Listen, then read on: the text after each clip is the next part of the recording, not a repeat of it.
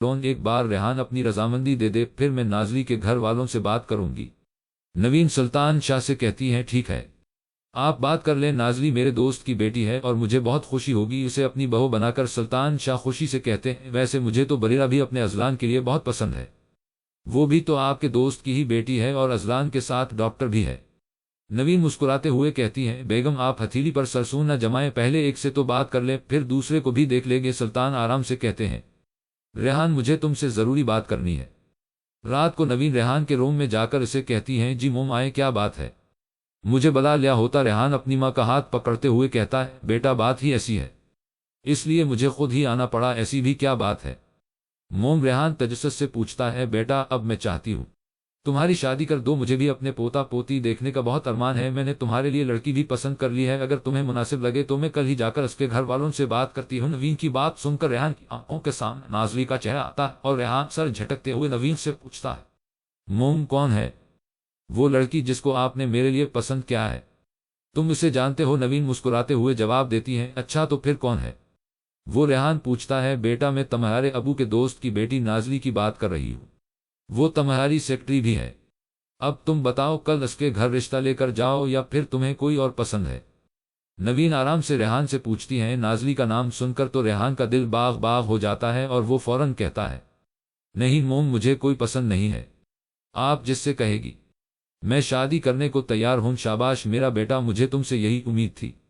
نوین ریحان کا ماتھا چومتے ہوئے کہتی ہیں اور روم سے چلی جاتی ہیں۔ پیچھے ریحان نازلی کا سوچتے ہوئے نیند کی وادیوں میں گم ہو جاتا ہے۔ ریحان کی مرضی معلوم کرنے کے اگلے روز ہی سلطان شاہ اور نوین صفدر صاحب کے گھر پر موجود ہوتے ہیں۔ آئیں بھابھی کیسی ہیں آپ؟ سائمہ صاحبہ نوین سے پوچھتی ہیں۔ اللہ کا کرم ہے بہن، آپ پلیز بھائی صاحب کو بھی بلوا دیں، آج ہم بہت ضروری بات کرنے یہاں آئے۔ جی جی ابھی بلواتی ہوں۔ نوین کی بات سن کر سائمہ یہ کہتے ہوئے صفدر صاحب کو بلانے چلی جاتی ہیں۔ السلام علیکم، کیسے ہو دوست؟ صفدر صاحب آتے ہی سلطان شاہ کے گلے لگتے ہوئے کہتے ہیں میں بالکل ٹھیک، آج ہم یہاں ایک خاص مقصد سے آئے ہیں۔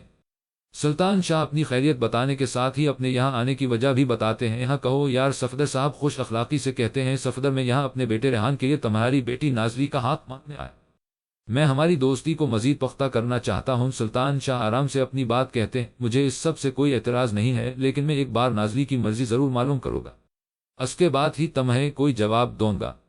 صفدر صاحب بھی اطمینان سے کہتے ہیں ٹھیک، میں تمہارے جواب کا انتظار کروں گا۔ نازلی بیٹا مجھے آپ سے بات کرنی ہے۔ رات کو سائمہ صاحبہ نازلی کے روم میں جا کر اس سے کہتی ہیں جی ماما بولے کیا بات ہے؟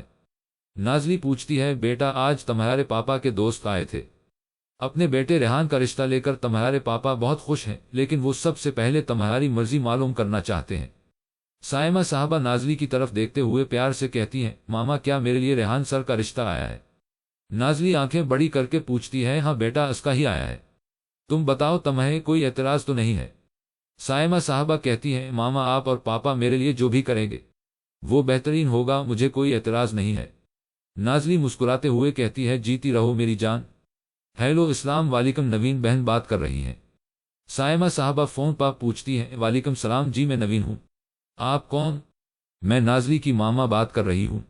سائمہ صاحبہ کہتی ہیں جی جی بہن بولے کیا جواب ہے آپ کا پھر؟ نوین خوشی سے پوچھتی ہیں ہمیں رشتہ منظور ہے، آپ جب چاہیں رسم کے لیے آ سکتے ہیں۔ سائمہ بھی خوشی سے جواب دیتی ہیں بہت شکریہ بہن، میں شاہ صاحب سے پوچھ کر آپ کو بتاؤ گی۔ اللہ حافظ، نوین کہتی ہیں مبارک ہو۔ نوین بیگم ڈرائنگ روم میں مٹھائی لے کر آتی ہیں اور سیدھا ریحان کے منہ میں ڈال دیتی ہیں۔ کیا ہوا موم، ایسا کیا ہو گیا جس کی مٹھائی آپ صرف ریحان کو ہی کھلا رہی ہیں؟ ازلان تجسس سے پوچھتا ہے بیٹا جی ریحان کا رشتہ پکا ہو گیا ہے اور اب ہم اگلے جمعے ریحان کی منگنی کی رسم کرنے جائیں گے۔ نوین بیگم خوشی سے کہتی ہیں اس کا رشتہ کس سے ہوا کب ہوا اور مجھے خبر بھی نہیں؟ اٹس ناٹ فیئر مام۔ ازلان احتجاجی نظروں سے دیکھتے ہوئے کہتا ہے بیٹا ریحان کا رشتہ میرے دوست صفدر کی بیٹی نازلی سے ہوا ہے۔ سلطان شاہ ریحان سے کہتے ہیں واہ گڈ، مبارک ہو میرے بھائی، اور یہ کہتے ہی ازلان ایک بڑا گلاب جامن ریحان کے منہ میں ٹھونس دیتا ہے۔ کیا بات ہے ڈاکٹر ازلان، آج آپ بہت پرسکون لگ رہے ہیں۔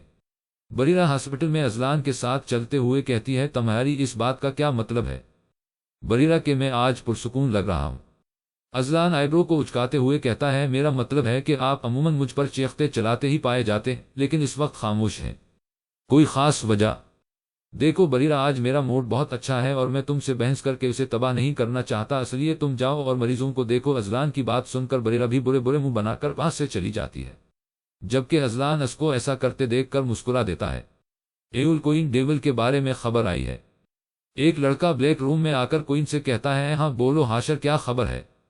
کوئن سرد آواز میں کہتی ہے، ڈیول مختلف جگہ سے لڑکیاں اغوا کر رہا ہے اور خبر یہ ہے کہ وہ ان سب لڑکیوں کو ملک سے باہر بیچنا چاہتا ہے، اور وہ کچھ دن تک ڈرگز اور بھاری تعداد میں اسلحہ بھی سمگل کرنے کا ارادہ رکھتا ہے، اور وہ لوگوں کی باڈی کے مختلف پارٹس بھی نکال کر دوسرے ممالک میں فروخت کر رہا ہے، اور سب میں سٹی ہاسپٹل کا کوئی ڈاکٹر بھی شامل ہے۔ حاشر ساری بات کوئن کو بتا کر اس کے بولنے کا انتظار کرتا ہے۔ ہم سب سے پہلے یہ پتہ لگاؤ وہ ڈاکٹر کون ہے، اور ڈیول کے گھر میں موجود ہمارے آدمی سے کہو کہ اس جگہ کا معلوم کرے جہاں لڑکیوں کو رکھا گیا ہے، باقی سب بعد میں دیکھیں گے۔ کوئن کہتے ہی روم سے چلی جاتی ہے۔ بریرہ، بیٹا تم نے شوپنگ نہیں کرنی کیا؟ حنین بیگم بریرہ سے پوچھتی ہیں۔ شوپنگ؟ مگر کس لیے ماما؟ بریرہ الجھن سے کہتی ہے، تمہیں نہیں پتا نازلی کا رشتہ طے ہو گیا ہے اور اس جمعے اس کی منگنی ہے۔ حنین حیرت سے کہتی ہے، اچھا، مگر مجھے تو نازلی نے کچھ نہیں بتایا۔ آپ روکے ذرا، میں نازلی سے بات کر کے آتی ہوں، اور یہ کہتے ہی بریرہ نازلی کے گھر کی طرف چلی جاتی ہے۔ بریرہ دھڑام سے دروازہ کھول کر نازلی کے کمرے میں داخل ہوتی ہے اور اپنی آنکھیں مزید بڑی کر کے نازلی کو گھورتی ہے۔ اللہ خیر، کیا ہو گیا ہے؟ بریرہ، تم نے تو مجھے ڈرا ہی دیا تھا۔ نازلی اپنے دل پر ہاتھ رکھتے ہوئے کہتی ہے، اچھا جی، اگر تم مجھ سے اتنا ہی ڈرتی تو اپنی منگنی کی اتنی بڑی بات مجھ سے کبھی نہ چھپاتی۔ بریرہ دانت پیستے ہوئے کہتی ہے، یار میں تمہیں بتانے آنے والی تھی کہ تم ہی آفت بن کر آ گئی۔ نازلی معصوم سی شکل بنا کر کہتی ہے، اچھا، اب زیادہ معصوم بننے کی ضرورت نہیں ہے۔ یہ بتاؤ شوپنگ پر کب جانا ہے، اور میری بات غور سے سنو، تمہاری منگنی کا ڈریس میری پسند کا ہوگا۔ بریرہ فوراً سے اپنی ٹون بدلتی ہوئی کہتی ہے اور نازلی کو حکم دیتی ہے، اوکے بابا، میں تمہاری پسند کا ہی ڈریس پہنوں گی۔ اب خوش؟ نازلی بریرہ کے گلے لگتے ہوئے کہتی ہے، ہم خوش۔ بریرہ اس بات میں گردن ہلاتے ہوئے کہتی ہے، ڈاکٹر فرقان کسی سے فون پر بات کر رہے ہوتے ہیں کہ کوئی انہیں پیچھے سے پکڑتا ہے اور بے ہوش کر کے لے جاتا ہے۔ ڈاکٹر ازلان؟ بریرہ ازلان کے ساتھ چلتے ہوئے اسے مخاطب کرتی ہے، ہم بولو بریرہ۔ ازلان بریرہ کی طرف دیکھتے ہوئے کہتا ہے، ڈاکٹر اب تو آپ مجھے نہیں ڈانٹا کریں گے؟ بریرہ نہایت معصوم شکل بنا کر ازلان سے کہتی ہے، اور آپ کو ایسا کیوں لگتا ہے؟ ازلان بریرہ کے معصوم سے چہرے سے نظر ہٹا کر کہتا ہے، کیونکہ اب تو ہم رشتہ دار بننے والے ہیں۔ بریرہ آنکھیں مٹکاتے ہوئے کہتی ہے، اچھا، اور وہ کیسے؟ ازلان اچھا کو تھوڑا لمبا کرتے ہوئے کہتا ہے، وہ ایسے کہ میری بیسٹ فرینڈ کی شادی آپ کے بھائی سے ہو رہی ہے تو ہوئے نا ہم رشتہ دار۔ بریرہ اپنی بات سمجھاتے ہوئے کہتی ہے، اور ازلان تو بریرہ کی بات سن کر نفی میں گردن ہلاتا ہوا وہاں سے چلا جاتا ہے۔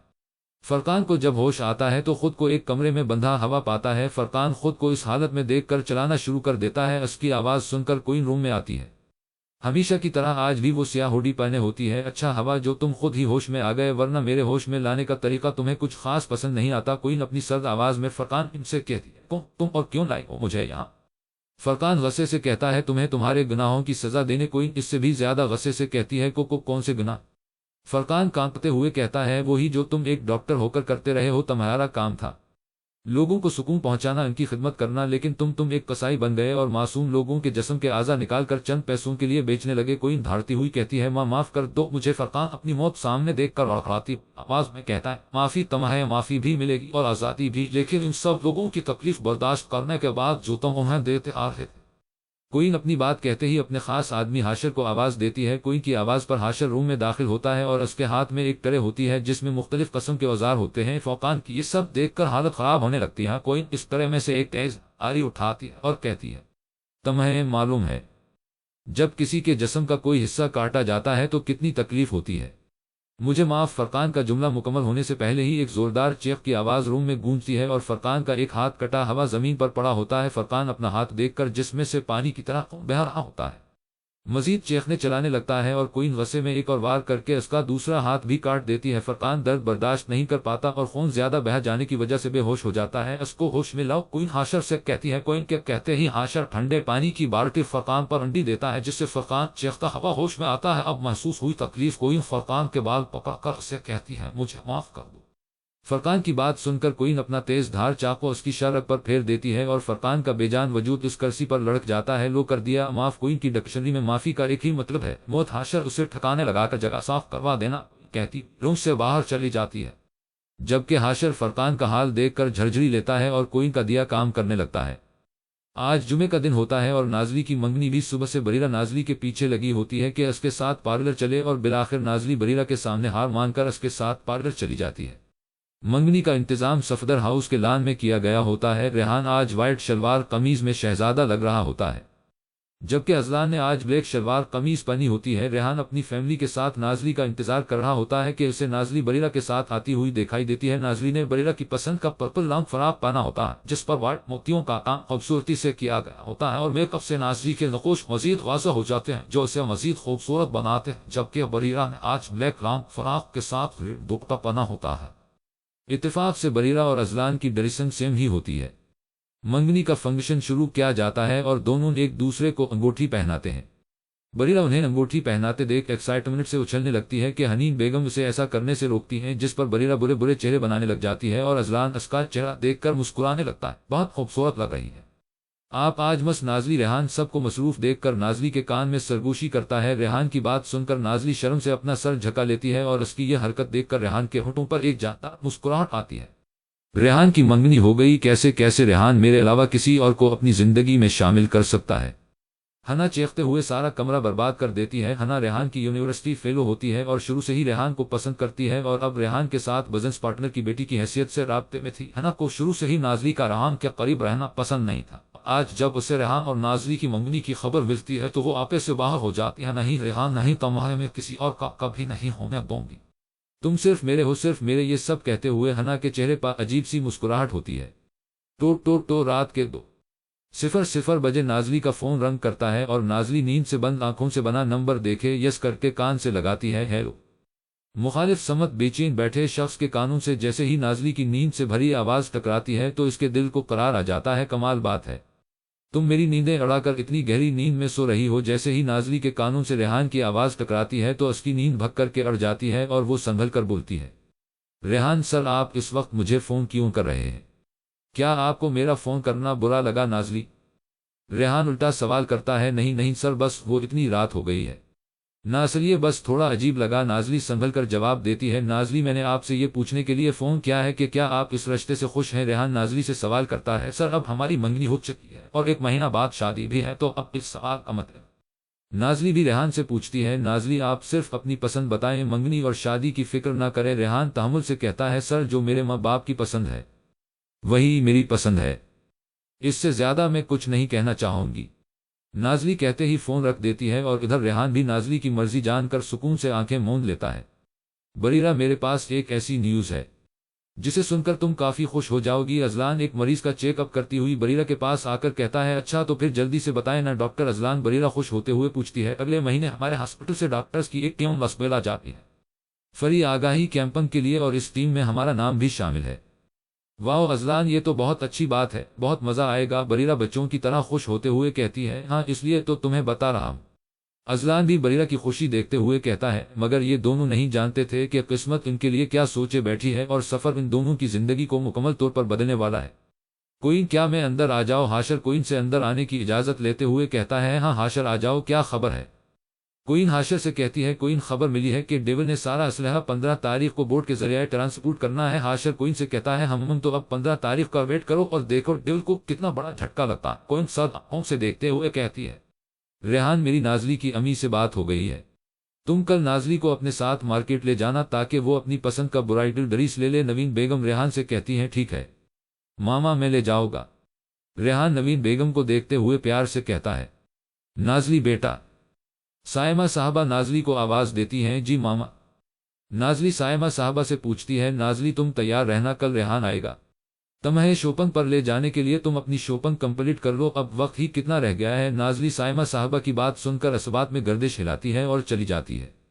ڈاکٹر اذلان بریرہ اذلان کو پکارتی ہے، ہم بولو۔ بریرہ اذلان مصروفیت سے کہتا ہے، ڈاکٹر کیا آپ نے شاپنگ کر لی ہے؟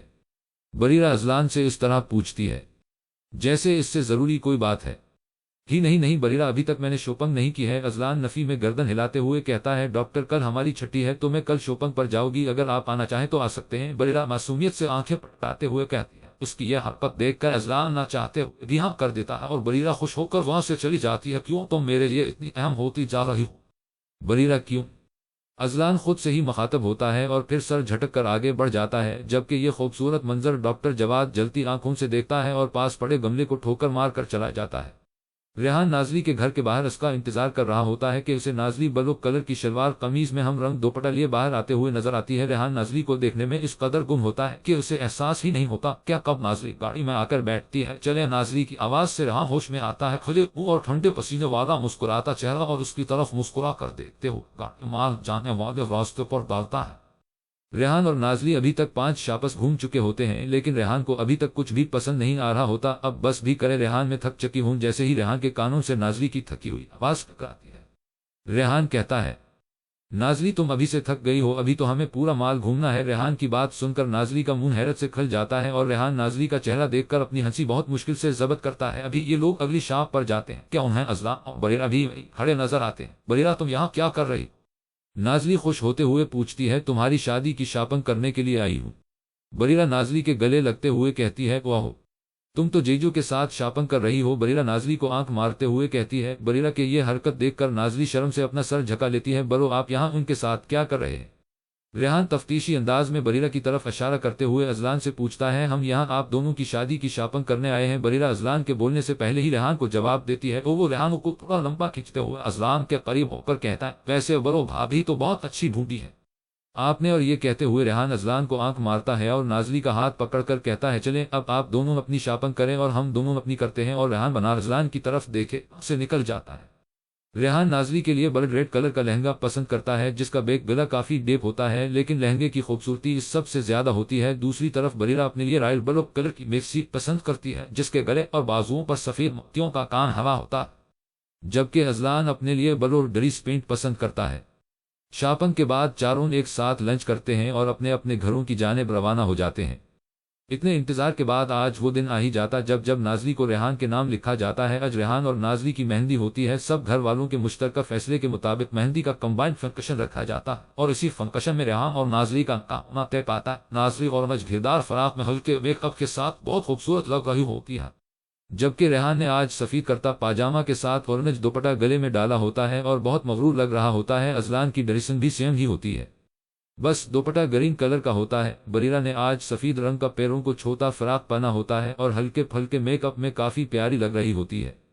سب سے پہلے ریحان اور نازلی کا نکاح کیا جاتا ہے۔ آجاب و قبول کے بعد نازلی کو ریحان کے ساتھ سٹیج پر لا کر بٹھا دیا جاتا ہے اور مہندی کی رسم شروع کی جاتی ہے۔ رسموں کے بعد بریرہ بڑی ہوشیاری سے ریحان کو اشارہ کر کے نازلی کو ساتھ لے جاتی ہے، کیونکہ ریحان بیچارہ کب سے نازلی سے بات کرنا چاہ رہا ہوتا ہے، لیکن ظلم سماج ایسا ہونے نہیں دے رہا ہوتا۔ فیس بریرہ کو ریحان کو اشارہ کرتے اذلان دیکھ لیتا ہے، لیکن اپنے بھائی کی شکل دیکھ کر چپ کر جاتا ہے۔ بریرہ نازلی کو اس کے روم میں چھوڑ کر کچھ آنے کو لانے کا کہہ کر وہاں سے چلی جاتی ہے۔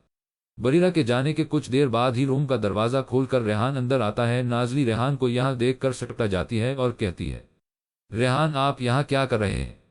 کوئی آ گیا تو آنے اپنی بیوی سے ملنے آیا ہوں۔ ریحان نازلی کے قریب جاتے ہوئے اس کی آنکھوں میں دیکھ کر کہتا ہے، بس ایک دن اور پھر تم پوری طرح میری ہوگی۔ ریحان نازلی کے ہاتھ تھام کر ان پر پہلا بوسہ دیتے ہوئے کہتا ہے۔ ریحان اس حرکت سے نازلی سرخ ہو جاتی ہے اور ریحان نازلی کا یہ خوبصورت رخ دیکھتے ہوئے اپنی جیب میں سے ایک پینڈلم نکالتا ہے اور نازلی کا رخ موڑ کر اس کے گلے میں پہناتے ہوئے کہتا ہے، یہ میری محبت کی محرم بننے کے بعد پہلی نشانی ہے، اسے ہمیشہ سنبھال کر رکھنا۔ یہ کہہ کر ریحان نازلی کا رخ اپنی طرف موڑتا ہے اور اس کے ماتھے پر عقیدت بھرا لمس چھوڑتے ہوئے روم سے باہر چلا جاتا ہے۔ پیچھے نازلی کتنی ہی دیر اپنے ماتھے پر ہاتھ رکھ کر کھڑی رہتی ہے۔ دونوں آج ایک دوسرے کو پا کر بہت خوش ہوتے ہیں، یہ جانے بغیر کہ وقت ان کو ایک دوسرے سے جدا کرنے والا ہے۔ ریحان محرون شیروانی پہنے بالکل تیار کھڑا ہوتا ہے۔ ریحان بیٹا جلدی کرو، بارات لے جانے کا ٹائم ہو گیا ہے، نوین بیگم کہتے ہوئے ریحان کے روم میں آتی ہیں، لیکن ریحان کو دیکھ کر ان کے منہ سے بے ساختہ ماشاءاللہ نکلتا، میں تیار ہوں۔ ریحان بیگم سے کہتا ہے، میرے شہزادے کو کسی کی نظر نہ لگے۔ نوین بیگم کہتے ہوئے ریحان کا ماتھا چومتی ہیں اور اسے لے کر نیچے چلی جاتی ہیں۔ نازلی ریحان کے پسند کیے ہوئے لہنگے میں برائڈل میک اپ کے ساتھ بہت خوبصورت لگ رہی ہوتی ہے اور اپنی محبت کو پانے کی خوشی الگ ہی اس کے چہرے پر ہوتی ہے۔ میم آپ کو لینے آ گئے ہیں، پارلر والی ایک لڑکی آ کر نازلی سے کہتی ہے۔ نازلی اوکے کہتی ہوئی پارلر سے باہر چلی جاتی ہے۔ نازلی جیسے ہی پارلر سے باہر نکلتی ہے، اسے اپنی کار سڑک کی دوسری جانب کھڑی نظر آتی ہے۔ نازلی اپنا لہنگا سنبھال کر سڑک کراس کرنے لگتی ہے اور دوسری جانب سے آتا ہوا تیز رفتار ٹرک نازلی کو ٹکر مار کر چلا جاتا ہے۔ نازلی کا وجود دلہن کے جوڑے میں ملبوس خون میں لت پت سڑک پر پڑا رہ جاتا ہے۔ آج نازلی بھی کسی کی حسد کی آگ کی نظر ہو جاتی ہے۔ آنکھیں بند ہونے سے پہلے اسے اپنے پیاروں کا چہرہ نظر آتا ہے اور اس کے بعد سب کچھ تاریکی میں ڈوب جاتا ہے۔ बरीरा बेटा तुम यहाँ क्या कर रही हो? तुमने तो नाजली के साथ पार्लर जाना था ना? सायमा साहबा बरीरा से पूछती हैं। जी आंटी जाना तो था, बट हॉस्पिटल में इमरजेंसी केस आ गया तो मैं नाजली को पार्लर छोड़कर हॉस्पिटल चली गई थी। लेकिन आप फिक्र ना करें, मैंने अभी ड्राइवर को भेजा है, नाजली को लेने वो आता ही होगा। बरीरा इत्मीनान से सायमा साहबा से कहती है पता नहीं बेटा, मेरा दिल बहुत घबरा रहा है। सायमा साहबा परेशानी से कहती हैं आंटी आज नाजली की शादी है, आप बेफिक्र रहें। बरीरा सायमा साहबा को गले लगाते हुए तसल्ली देती है, जबकि आज दिल तो उसका भी बहुत घबरा रहा होता है। कोइन आज 15 तारीख है, क्या करना है? हाशर एउल कोइन से पूछता है। धमाका कोइन पुरस्कार लहजे में कहती है क्या मतलब, मैं समझा नहीं। हाशर आंखों में उलझन लिए कहता है। कोइन बस खामोशी से हाशर को देखती रहती है। कुछ देर में हाशर को एक फोन कॉल आती है जिसमें उसे बताया जाता है कि डेविल ने जिस गोदाम में सारा असलहा छुपाया था, इस गोदाम को गार्ड समेत आग लग चुकी है और अब वहां कुछ भी नहीं बचा। हाशर फोन रखते ही कोइन की तरफ देखता है। कोइन हाशर से कहती है ज्यादा शाक होने की जरूरत नहीं है, मैं सारी प्लानिंग पहले से ही करके रखती हूँ। बारात आज की थी लेकिन दुल्हन का कुछ आता पता न था, सब लोग बहुत परेशान फिर रहे थे। बरीरा कुछ पता लगा क्या नाजली का? सायमा साहबा परेशानी से बरीरा से पूछती हैं। नहीं आंटी, नाजली का फोन पावर ऑफ आ रहा है, कब से ट्राई कर रही हूं। बरीरा भी परेशानी से जवाब देती है। इतने में सफदर साहब का फोन रंग करता है। जैसे ही सफदर साहब फोन उठाकर कान से लगाते हैं, दूसरी जानिब की बात सुनकर उनके हाथ से फोन नीचे गिर जाता है। सब लोग सफदर साहब को इस हाल में देखकर परेशान हो जाते हैं। क्या हुआ सफदर, किसका फोन था? वाजिद साहब सफदर साहब के पास आकर पूछते हैं। वाजिद नाजली और ये दो अल्फाज कहते ही सफदर साहब वाजिद साहब के गले लगकर फूट फूट कर रोना शुरू कर देते हैं। यार सफदर, संभालो खुद को और बताओ क्या बात है, क्या हुआ है नाजली को? वाजिद साहब सफदर साहब को तसल्ली देते हुए पूछते हैं। सब लोग सफदर साहब के बोलने का इंतजार कर रहे होते हैं। नाजली का एक्सीडेंट हो गया है और वो इस वक्त यूं में है। सफदर साहब दक से कहते हैं क्या?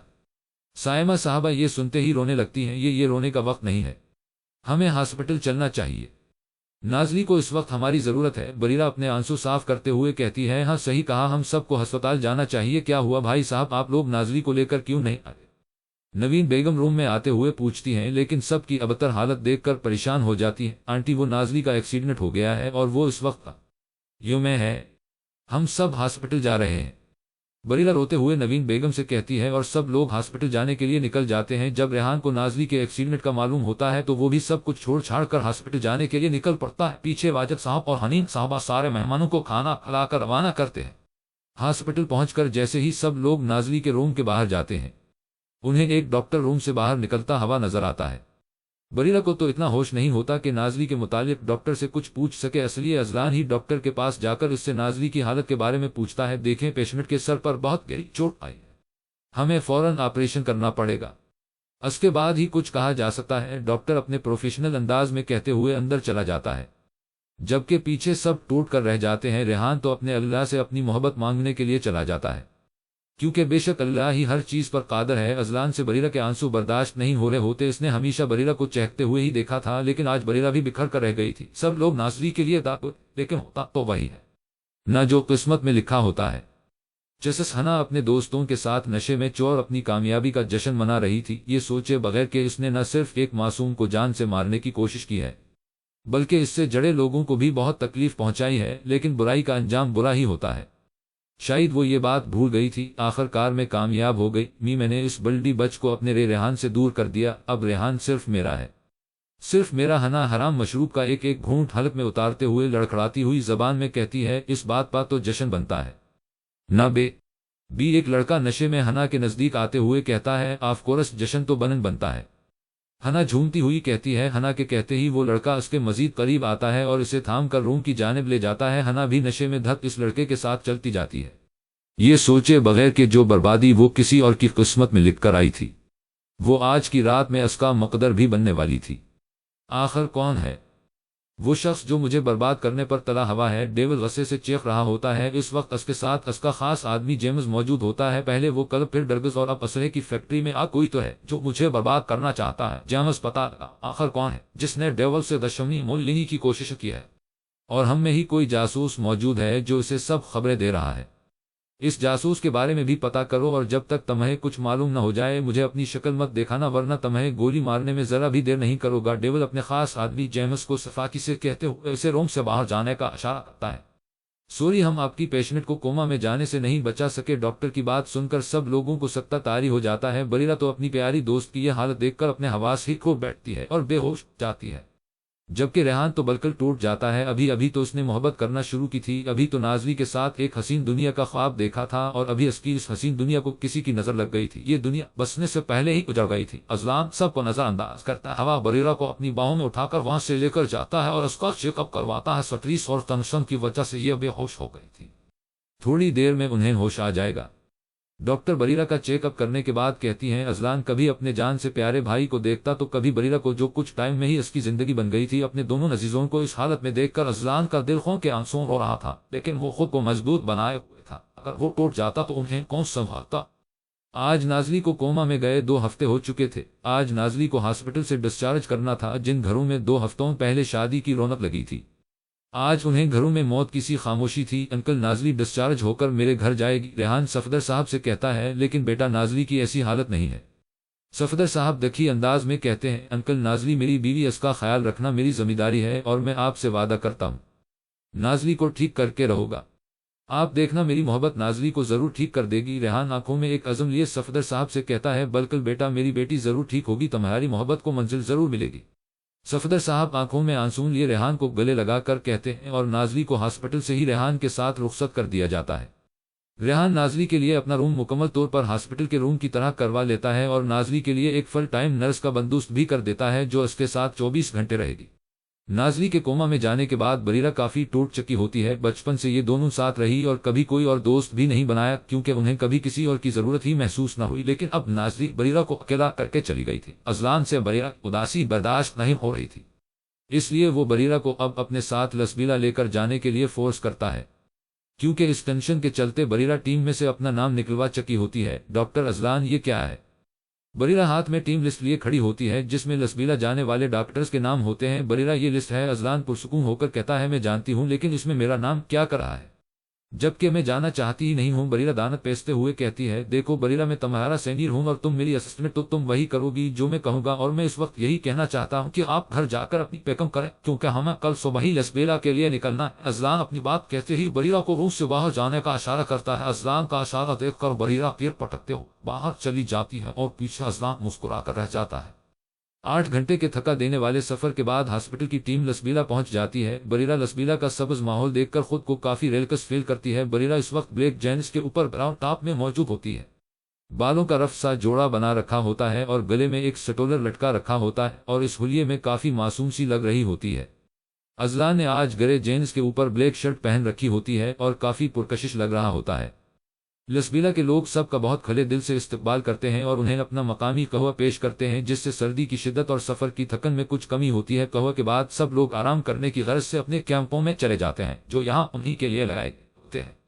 بریرہ نرم بستر پر لیٹتے ہی نیند کی وادیوں میں کھو جاتی ہے، جبکہ اذلان بریرہ کے بارے میں سوچتا سوچتا سو جاتا ہے۔ اذلان کے علاوہ کوئی اور شخص بھی یہاں ہوتا ہے جو بریرہ کے بارے میں سوچ رہا ہوتا ہے، لیکن اس کی یہ سوچ بریرہ کی زندگی میں سکون لائے گی یا تباہی، اس بات کا فیصلہ تو آنے والا وقت ہی کرنے والا ہے۔ آج سب لوگ لسبیلا میں بنی چھوٹی سی ڈسپنسری میں لوگوں کا علاج کرنے اور انہیں مختلف ہدایات دینے کے جاتے ہیں۔ سب کاموں سے فارغ ہونے کے بعد سبھی ڈاکٹرز لسبیلا گھومنے کا پلان بناتے ہیں۔ بریرہ بھی اپنا غم بھول کر سب ڈاکٹرز کے ساتھ گھومنے جاتی ہے۔ اذلان بھی بریرہ کو خوش دیکھ کر مطمئن ہو جاتا ہے۔ بریرہ قدرے سنسان اور خوبصورت جگہ پر کھڑے ہو کر تصویریں لینے میں مصروف ہوتی ہے کہ کوئی اسے پیچھے سے سختی سے پکڑ لیتا ہے۔ بریرہ ہلنا چاہتی ہے، لیکن اس شخص کی پکڑ کافی مضبوط ہوتی ہے۔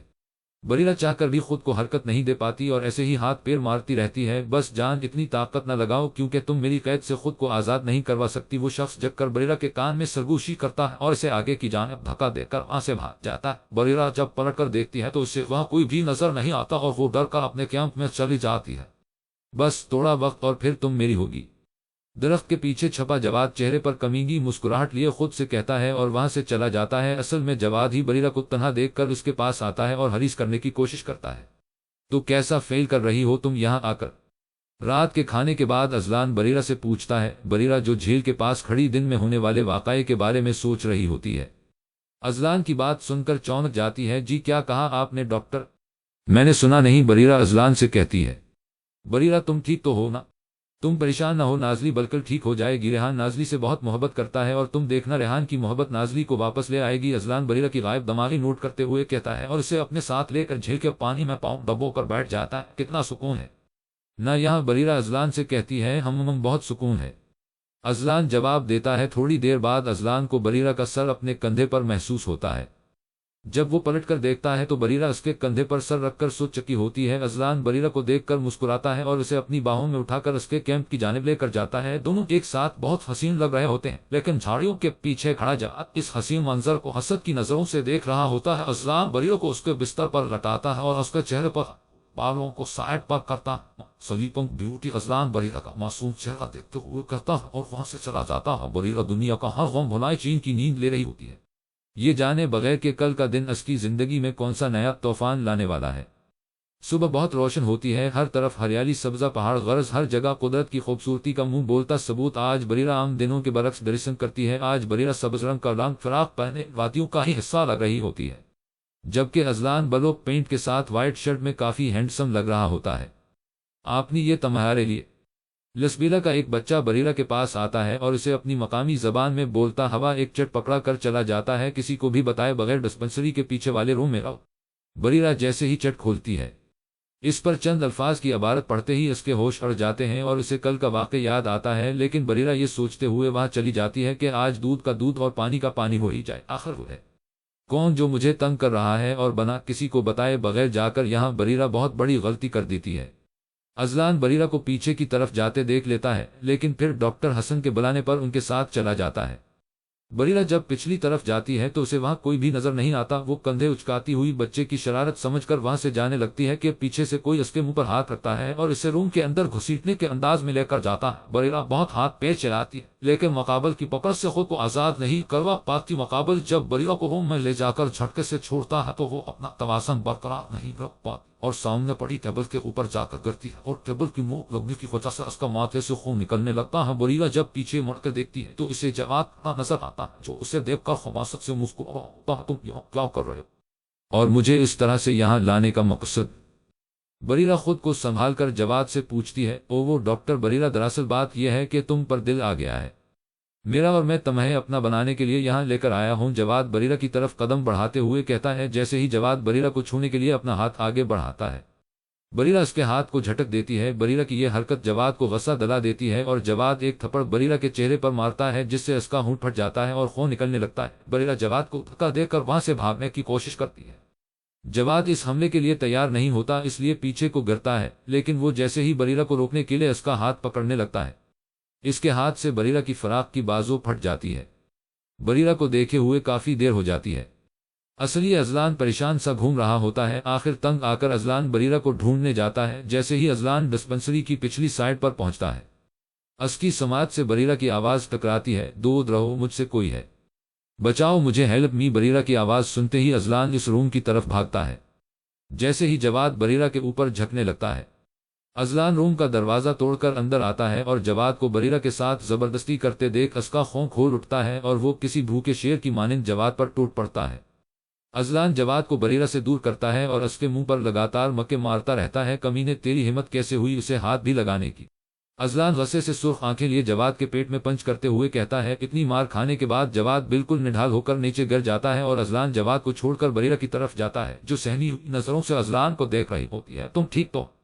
اذلان بریرہ کے قریب بیٹھ کر اس سے پوچھتا ہے، لیکن بریرہ کوئی جواب نہیں دیتی۔ ان دونوں کو خود میں مگن دیکھ کر جواد وہاں سے بھاگ جاتا ہے اور جاتے جاتے روم لوک کر جاتا ہے۔ یار بریرہ ریلکس، کچھ نہیں ہوا، سب ٹھیک ہے، دیکھو تم تو بہت بہادر ہو نا، پھر کیوں ہمت ہار رہی ہو؟ اذلان بریرہ کا چہرہ اپنے دونوں ہاتھوں میں تھامتے ہوئے کہتا ہے۔ بریرہ اذلان کی بات سن کر اس کی طرف دیکھتی ہے اور پھر اذلان کے گلے لگ کر پھوٹ پھوٹ کے رونے لگ جاتی ہے۔ اذلان بریرہ کی پیٹ سہلا کر اسے چپ کروانے کی کوشش کرتا ہے۔ ابھی یہی صورتحال ہوتی ہے کہ روم کا دروازہ کھول کر کچھ گاؤں والے اندر داخل ہوتے ہیں اور اذلان اور بریرہ کو اس حالت میں دیکھ کر غلط سمجھ بیٹھتے ہیں۔ توبہ توبہ، کیسے بے حیا لڑکا لڑکی ہیں، سلام بے غیرتی پھیلا رکھا ہے انہوں نے ہمارا گاؤں میں۔ ان سب میں سے ایک گاؤں والا آگے آ کر بولتا ہے، یہ کیا بکواس کر رہے ہیں، آپ سب ہوش میں تو ہیں؟ اذلان دھاڑتے ہوئے کہتا ہے، وہ لڑکے زیادہ بھاؤ کھانے کا ضرورت نہیں ہے، تمہیں ایک تو بد فعلی کرتے رنگے ہاتھوں پکڑا جاتا ہے، تم اور سب پاہی اکڑتا ہے، اب دونوں کا فیصلہ تو پنچایت کرے گا، اٹھاؤ ان دونوں کو اور لے چلو گاؤں میں۔ ان میں سے ایک اور شخص آگے آتا ہے اور غصے سے بولتا ہے، اس کے کہتے ہی چند لوگ آگے آتے ہیں اور ان دونوں کو پکڑ کر لے جانے لگتے ہیں۔ یہ کیا کر رہے ہو؟ چھوڑو ہمیں، ہم نے کچھ نہیں کیا۔ اذلان چلاتا ہوا ان سے خود کو آزاد کرانے کی کوشش کر رہا ہوتا ہے۔ بریرہ کا تو ذہن ہی کام کرنا چھوڑ دیتا ہے یہ سب دیکھ کر، اور وہ کسی بے جان گڑیا کی طرح ان کے ساتھ کھنچی چلی جا رہی ہوتی ہے۔ اصل میں جواد جب باہر بھاگتا ہے تو کچھ گاؤں والوں کے پاس جا کر انہیں کہتا ہے کہ سکتا میں نے ایک لڑکا اور لڑکی کو بدفعلی کرتے ہوئے دیکھا ہے، اور جب میں نے ان کو روکنے کی کوشش کی تو انہوں نے میری یہ حالت کر دی۔ جواد جانتا تھا کہ لسبیلا کے لوگ بہت غیرت مند ہوتے ہیں اور اپنی یا اپنے علاقے کی عزت پر بات برداشت نہیں کرتے، اس لیے جواد نے یہ سب کیا تاکہ سانپ بھی مر جائے اور لاٹھی بھی نہ ٹوٹے۔ اذلان اور بریرہ کو پنچایت میں لایا جاتا ہے اور گاؤں والوں نے جو کچھ بھی دیکھا اور سنا ہوتا ہے سب کچھ پنچایت کو بتا دیتے ہیں۔ اذلان جب بھی بولنے کی کوشش کرتا تو اسے یہ کہہ کر چپ کروا دیا جاتا کہ مجرم کو بولنے کا کوئی حق نہیں۔ سبھی ڈاکٹرز بھی اذلان اور بریرہ کو اس حالت میں دیکھ کر شوکر ہو جاتے ہیں۔ اب ان کی زندگی کا فیصلہ پنچایت کے ہاتھ میں ہی تھا۔ اگر ہمارے گاؤں کا لڑکا لڑکی ایسا حرکت کرتا ہوا پکا جاتا تو ہم ان کو سنگسار کر کے عبرت کا نشان بنا دیتا، لیکن تم دونوں ہمارا گاؤں کا نہیں ہے، لیکن بدفعلی کرتا ہوا پکا ہوا ہے۔ اصل پنچایت یہ فیصلہ کرتی ہے کہ تم دونوں کا ابھی اور اسی وقت نکاح ہوگا اور اس کے بعد تم ہمارا گاؤں سے دفاع ہو جائے گا۔ پنچایت کا سردار اپنا فیصلہ سناتا ہے اور فوراً قاضی صاحب کو بلوایا جاتا ہے۔ دیکھتے ہی دیکھتے بریرہ واجد خان سے بریرہ اذلان شاہ بن جاتی ہے۔ نکاح ہوتے ہی انہیں گاؤں سے جانے کا کہہ دیا جاتا ہے۔ سب کچھ دیکھ کر بریرہ کا ذہن معاف ہو جاتا ہے اور وہ وہی اذلان کی باہوں میں جھول جاتی ہے۔ سارا راستہ بریرہ کو ہوش نہیں آتا۔ اذلان شہر پہنچتے ہی بریرہ کو لے کر ہاسپٹل جاتا ہے۔ ان کا بھی خطرناک حد تک لو ہو گیا تھا اور سٹریس اور ٹینشن کی وجہ سے یہ بے ہوش ہو گئی تھیں۔ ڈرپ لگا دی ہے ہم نے شی ناؤ آپ ان کے ہوش میں آتے ہی انہیں گھر لے کر جا سکتے ہیں۔ ڈاکٹر بریرہ کو دیکھنے کے بعد اذلان سے کہتی ہیں اور وہاں سے چلی جاتی ہیں۔ اذلان تو بریرہ کا چہرہ ہی دیکھتا رہ جاتا ہے جو ان دنوں مرجھا سا گیا ہوتا ہے۔ اس کی ہمیشہ ہنسنے کھلکھلانے والی بریرہ تو کہیں بھید میں گم ہو گئی ہوتی ہے۔ اب میں تم پر ایک انچ بھی نہیں آنے دوں گا، یہ وعدہ ہے۔ اذلان شاہ کا اذلان بریرہ کے ماتھے پر بوسہ دیتے ہوئے کہتا ہے اور روم سے چلا جاتا ہے۔ اذلان ہاسپٹل سے سیدھا بریرہ کے گھر جاتا ہے اور اس کے والدین کو سارے واقعے سے آگاہ کرتا ہے۔ اذلان کی بات سن کر حنین صاحبہ تو رونے لگتی ہیں اور کہتی ہیں پتہ نہیں میرے بچوں کی خوشیوں کو کس کی نظر لگ گئی۔ واجد صاحب حنین بیگم کو دلاسا دیتے ہوئے اذلان کے ساتھ ہاسپٹل چلے جاتے ہیں۔ ہاسپٹل پہنچ کر جیسے ہی حنین بیگم اور واجد صاحب بریرہ کا مرجھایا ہوا زخمی چہرہ دیکھتے ہیں تو انہیں بہت تکلیف محسوس ہوتی ہے۔ انکل ابھی بریرہ بے ہوش ہے، شام تک اسے ہوش آ جائے گا، آپ پلیز آنٹی کو سنبھالیں۔ اذلان حنین بیگم کی طرف دیکھتے ہوئے واجد صاحب سے کہتا ہے۔ واجد صاحب اذلان کی بات سمجھتے ہوئے حنین بیگم کو اپنے ساتھ لے کر باہر چلے جاتے ہیں۔ ان کے پیچھے ہی اذلان بھی بریرہ پر ایک نظر ڈالتا ہوا چلا جاتا ہے۔ بیٹا تم نے میری بیٹی کے لیے جو کچھ بھی کیا اس کا بہت شکریہ۔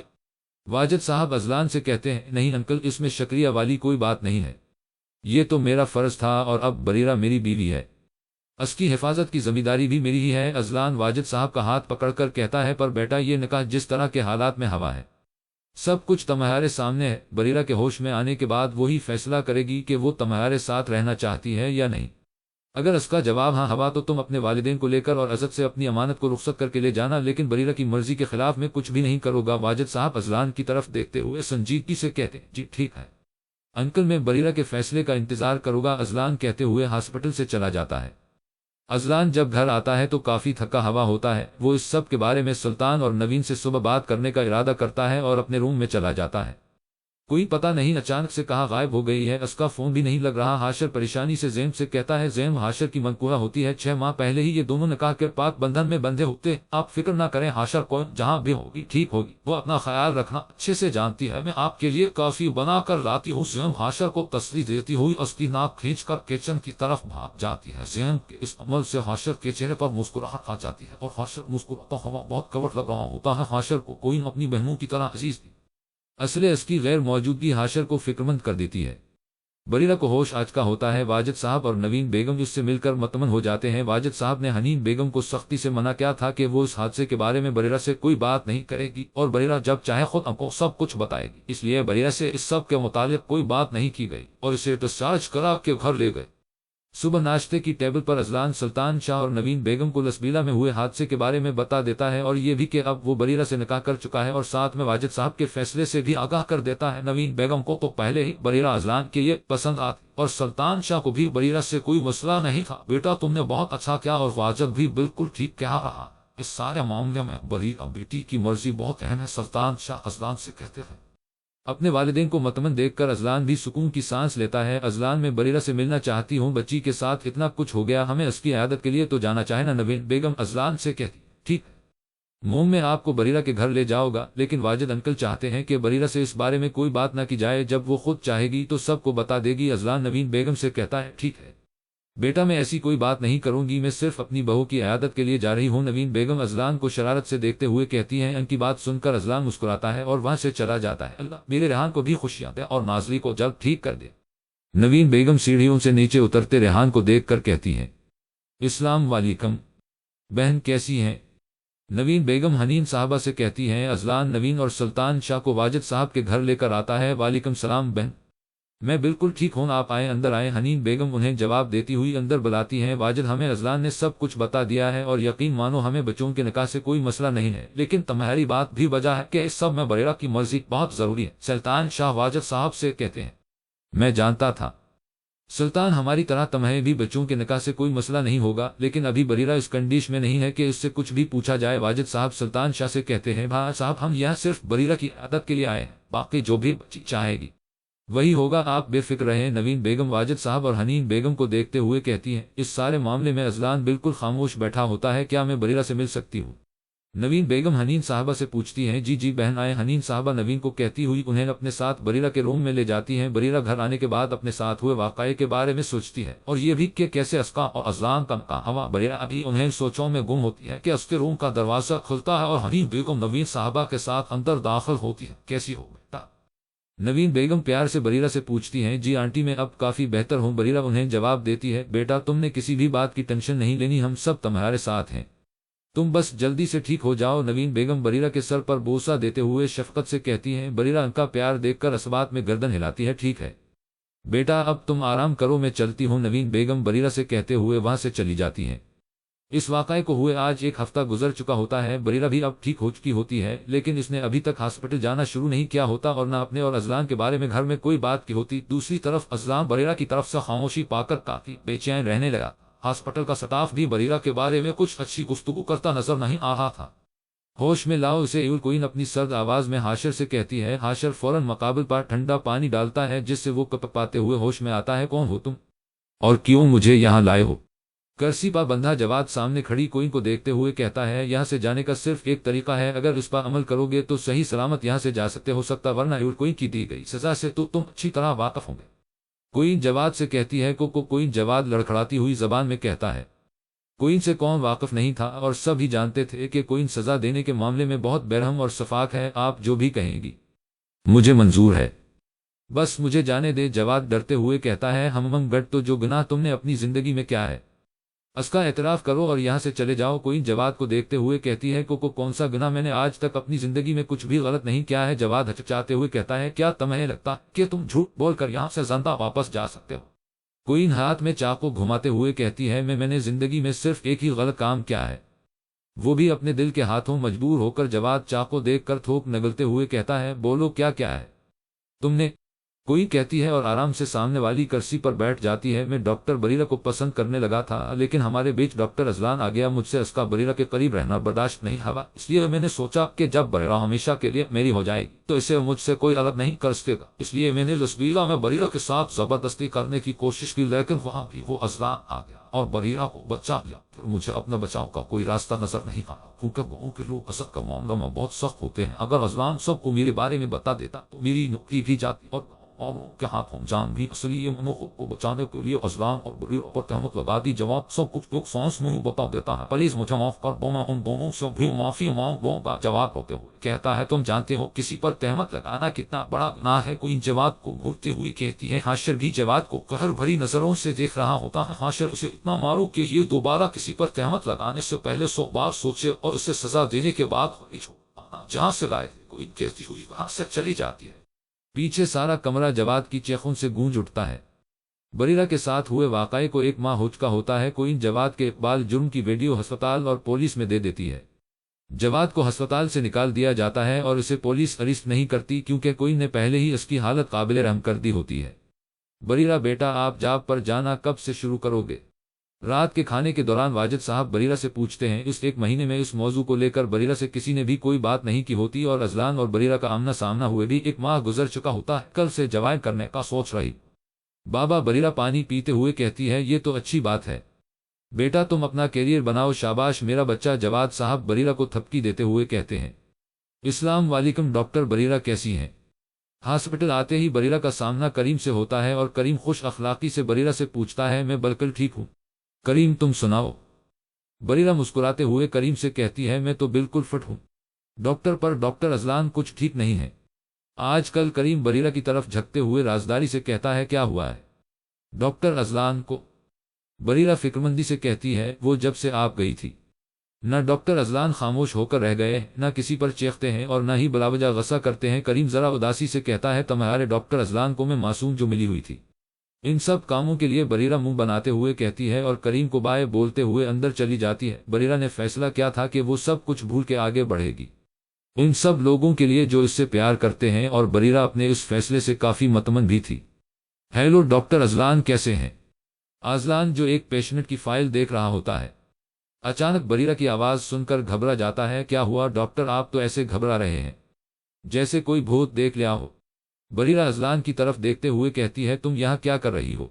اذلان ذرا سنبھل کر بریرہ سے کہتا ہے لگتا ہے آپ کی طبیعت خراب ہے، تبھی ایسی باتیں کر رہے ہیں۔ بریرہ اپنی مسکراہٹ روکتے ہوئے کہتی ہے بہرحال میں واپس آ چکی ہوں اور مجھے پوری امید ہے کہ آپ نے مجھے بہت مس کیا ہوگا، لیکن آپ فکر نہ کریں، اب میں ساری کسر پوری کر دوں۔ بریرہ اذلان کو آنکھ مارتے ہوئے کہتی ہے اور وہاں سے بھاگ جاتی ہے۔ اذلان پہلے تو بریرہ کو دیکھ کر حیران رہ جاتا ہے، لیکن پھر بات سمجھ آنے پر مسکرا اٹھتا ہے۔ اس دشمن جان کو ایک ماہ بعد دیکھ کر دل میں سکون سا محسوس ہوتا ہے۔ تم واپس آ گئی ہو بریرہ؟ اذلان کاؤنٹر پر حاضری لگاتی ہوئی بریرہ سے کہتا ہے جی ڈاکٹر اذلان میں واپس آ چکی ہوں۔ آپ کی ناک میں دم کرنے کے لیے آنکھ مارتا چہرہ بریرہ شرارت سے اذلان کی ناک کو چھیڑنے ہوئے کہتی ہے اور وہاں سے چلی جاتی ہے۔ اسی نوک جھوک میں مزید 5 ماہ گزر جاتے ہیں، لیکن بریرہ کی جانب سے اذلان اور اس کے رشتے کے متعلق کوئی بات نہیں ہوتی۔ سب لوگ بریرہ کے فیصلے کے منتظر ہوتے ہیں، لیکن بریرہ تو شاید نکاح کو بھول ہی چکی تھی۔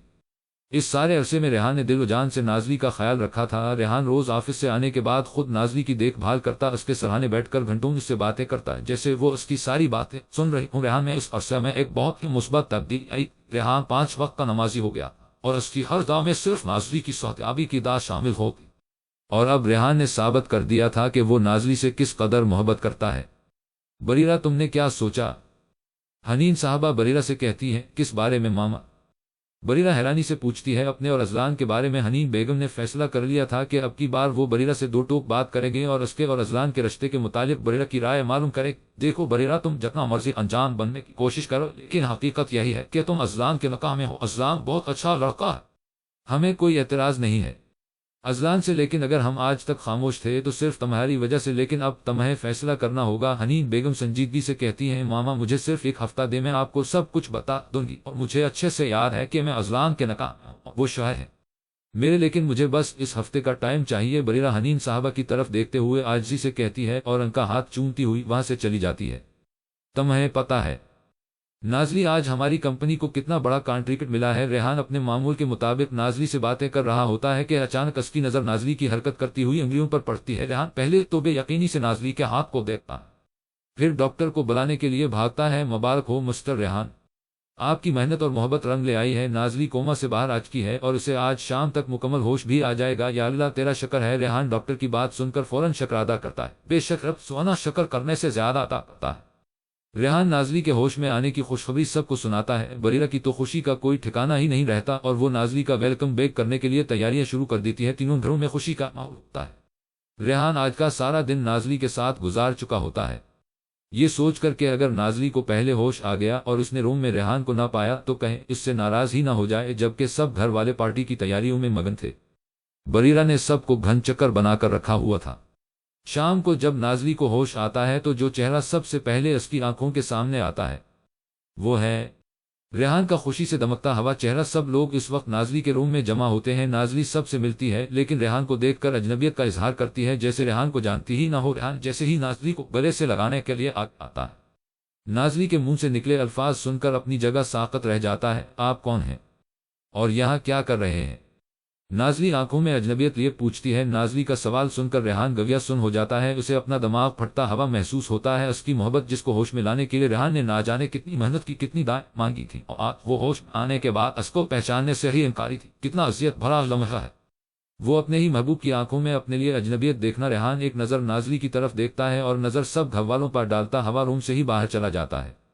مجھے لگتا ہے ازلان نازلی اتنا لمبا عرصہ کوما میں رہنے کی وجہ سے اپنی کچھ میموری لاس کر چکی ہے۔ بریرہ ازلان کو روم سے باہر لے جا کر کہتی ہے، ہم لگتا تو مجھے بھی یہی ہے، لیکن مجھ سے اپنے بھائی کی حالت دیکھی نہیں جاتی۔ اب ازلان اداسی سے کہتا ہے، آپ فکر نہ کریں، وقت کے ساتھ ساتھ سب ٹھیک ہو جائے گا۔ بریرہ ازلان کے کندھے پر ہاتھ رکھتے ہوئے اسے حوصلہ دیتی ہے، ہم اللہ کرے جلد ہی سب کچھ ٹھیک ہو جائے۔ ازلان کہتے ہوئے نیچے چلا جاتا ہے۔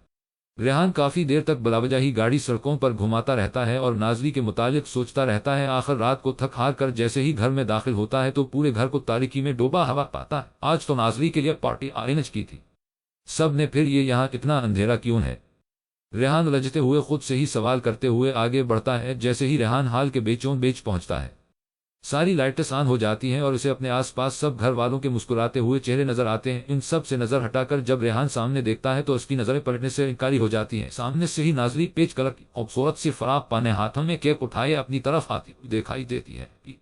یو ریحان، نازلی پیار سے گنگناتی ہے اور ریحان کے روبرو آ کر کھڑی ہو جاتی ہے۔ آج ریحان کا برتھ ڈے تھا اور ساری پریشانیوں میں کھو کر ریحان بالکل ہی اسے بھول چکا تھا۔ نازلی، تمہیں سب یاد آ گیا؟ ریحان نازلی کا چہرہ اپنے ہاتھوں میں لیتا ہوا کہتا ہے، یہ سب بات بعد میں کرے، پہلے کیک کٹ کرے۔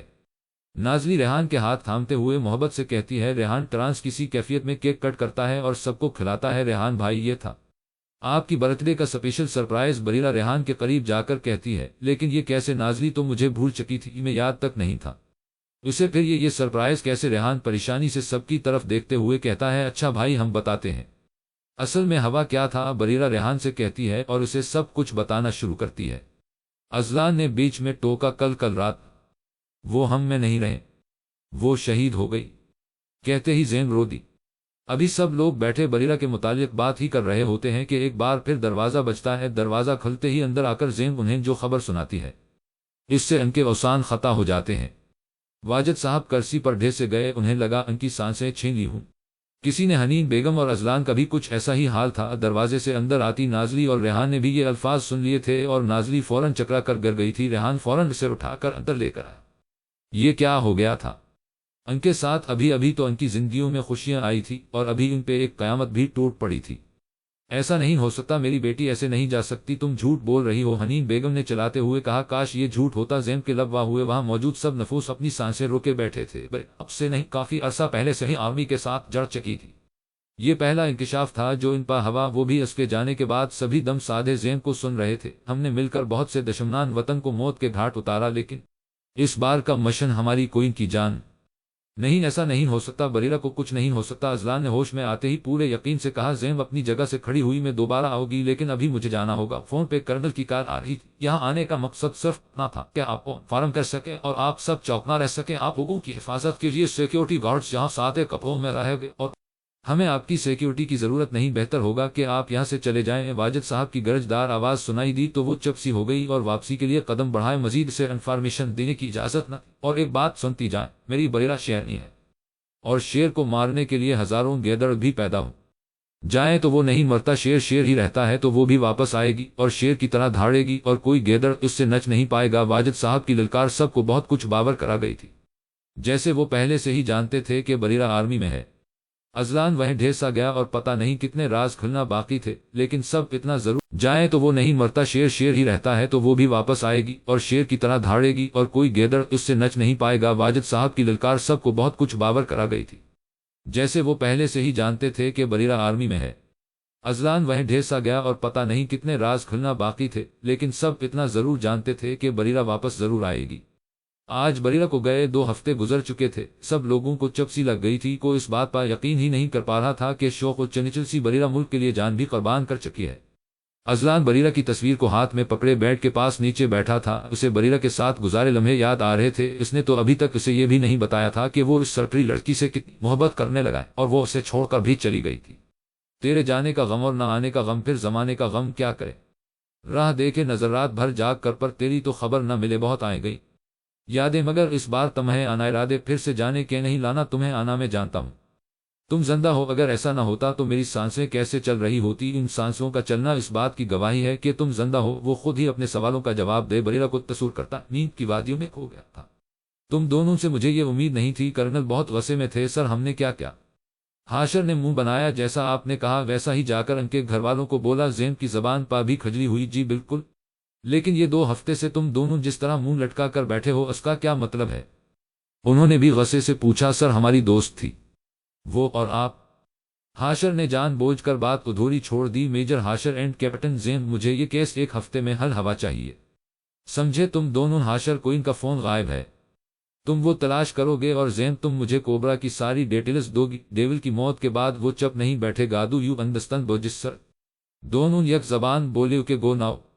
کرنل صاحب نے انہیں سختی سے کہا تو وہ دونوں مزید بحث کیے بنا وہاں سے چلے گئے۔ اگر ان سب سے ہٹ کے اس طرف آئے جہاں وہ زخموں سے چور شخص پڑا تھا تو امید نظر آتی تھی، ہاں وہ زندہ بچ گئی تھی۔ 2 ہفتے پہلے پانی میں گرتے ہی وہ اپنی سانس روک کر گہرائی میں چلی گئی تھی، لیکن ٹانگ پر لگی گولی کا درد زیادہ دیر برداشت نہ کرتے ہوئے اپنے حواس کھو بیٹھی تھی۔ اس کی جان پل کے قریب ہی رہنے والے ایک باپ بیٹی نے بچہ جنہوں نے اسے پانی کی سطح پر تیرتے ہوئے دیکھا تھا۔ اسے ہوش آ چکا تھا لیکن ابھی اس کے زخم پوری طرح سے ٹھیک نہیں ہوئے تھے۔ لڑکی اور اس کے باپ نے بریرہ کی بہت خدمت کی تھی، جس کے نتیجے میں اب وہ اپنے پیروں پر چلنے کے قابل ہو گئی تھی۔ بریرہ کچھ سوچتے ہوئے دھیرے سے اٹھ کر جھونپڑی سے باہر آ گئی اور اپنے ساتھ اس سازش کو یاد کرنے لگی۔ اس پل میں وہ 1000 ووٹ مری تھی، ابھی اسے زندہ رہنا تھا، ملک دشمنوں کو ختم کرنا تھا اور کوبرا کا نام صفحہ ہستی سے مٹانا تھا۔ یہی سب سوچتے سوچتے بریرہ واپس جھونپڑی کے اندر چلی گئی تھی۔ میڈم کیا سوچنے لگتی ہو آپ؟ سفیر بوڑھا کی بیٹی نے بریرہ سے پوچھا۔ کچھ نہیں، بس یہ سوچ رہی تھی کہ اب مجھے یہاں سے جانا چاہیے۔ آپ لوگوں نے میرا بہت ساتھ دیا جس کے لیے میں آپ کی احسان مند ہوں، لیکن اب مجھے یہاں سے جانا ہوگا، بریرہ لڑکی کو گلے لگاتے ہوئے کہتی ہے اور وہاں سے چلی جاتی ہے۔ بریرہ وہاں سے نکلتی کافی دور آ گئی تھی۔ اس کے پاس ایک بیکار گن کے سوا کچھ بھی نہ فون بھی وہ گاڑی میں سیکرٹ جگہ پر چھپا آئی تھی۔ ابھی وہ خود بھی اپنے گھر والوں سے رابطہ نہیں کرنا چاہتی تھی، کیونکہ وہ جانتی تھی کہ اب وہ بڑی طرح ایکسپوز ہو چکی ہے اور اس کی فیملی کو بھی خطرہ ہے۔ ڈیول کی موت نے بھی کوبرا کو پاگل کر دیا ہوگا۔ یہی سوچ کوئن کے چہرے پر مسکراہٹ لے یار لگتا ہے آج پاپا کچھ زیادہ ہی غصے میں تھے۔ کرنل کے آفس سے باہر نکلتے ہی ہاشر کہتا ہے تھنک کرنل کوئن کی وجہ سے پریشان ہے، اصل یہ چڑچڑے ہو رہے ہیں۔ زین کہتی ہے ہم ان کی باتوں سے تو ایسا لگ رہا ہے کہ وہ جانتے ہیں کہ بریرہ زندہ ہے، لیکن اس کا فون ان کے پاس نہیں ہے۔ ہاشر سوچتے ہوئے کہتا ہے اس کا مطلب فون کار میں ہی ہے۔ زین کہتے ہیں اور اب وہ دونوں وہاں جاتے ہیں جہاں انہوں نے کوئن کی کار چھپائی ہوتی ہے۔ بریرہ سڑک پر آتے ہی ایک کار کو اشارے سے لفٹ لینے کے لیے روکتی ہے۔ جی کہاں جانا ہے؟ آپ نے کار میں بیٹھا بزرگ بریرہ سے پوچھتا ہے۔ بریرہ کا ارادہ اپنی اور ہاشر وغیرہ کی سیکرٹ پولیس پر جانا کا ہوتا ہے، اصلے وہ کار والے کو راستہ سمجھا دیتی ہے۔ ساری کار چھان ماری لیکن فون نہ ملا۔ وہ دونوں تھک کر باہر نکلے۔ کہاں رکھ سکتی ہے کوئن فون؟ نہیں ملا۔ آواز پہ دونوں پلٹے۔ ان کا سانس جیسے تھما، وقت نے بھی جیسے ساتھ چھوڑ دیا۔ ہاشر اپنی پیاری بہن کو دیکھتا ہے اور بھاگ کر اسے گلے لگا لیتا ہے۔ ہاشر ہٹے، مجھے بھی مل لینے دے۔ زین نے اپنے جذبات پر قابو پاتے ہاشر سے کہا یار تم دونوں تو ایسے رو رہے ہو جیسے میری محبوبہ ہو۔ بریرہ نے ان دونوں کے آنسو دیکھتے ہوئے کہا آپ نے اتنے دن بعد رابطہ کیا؟ ویسے کہاں تھی؟ زین نے اپنے دل میں اٹھتا سوال کیا؟ بہت مزے میں تھی۔ آگے بڑھ کے کار کا فرنٹ ڈور اوپن کیا اور اس کی طرف سے ایک سیکرٹ شیٹ اتاری تو اس کے اندر ایک دراز تھا۔ دیکھنے میں ایسا لگتا تھا جیسے وہ کار کا ہی حصہ ہے۔ فون نکال کر ان کے سامنے کیا یہ رہا؟ چہرے پر سنجیدگی تھی۔ کمال ہو یار، ہاشر نے داد دی، اور وہ ثبوت والی چپ؟ زین نے سوال داغا۔ فون کے اوپر بھی ایک شیٹ تھی، اس کے ہٹانے کے بعد اس کی سائڈ پر فون کے کلر کے جیسی ہی ایک چیز لگی تھی جو بہت زیادہ غور کرنے پر محسوس ہوتی تھی۔ اس پر پھونک مارتے ہی اس کا کلر چینج ہو گیا اور وہ اتر کر ہاتھ میں آ گئی۔ کیسے کر لیا؟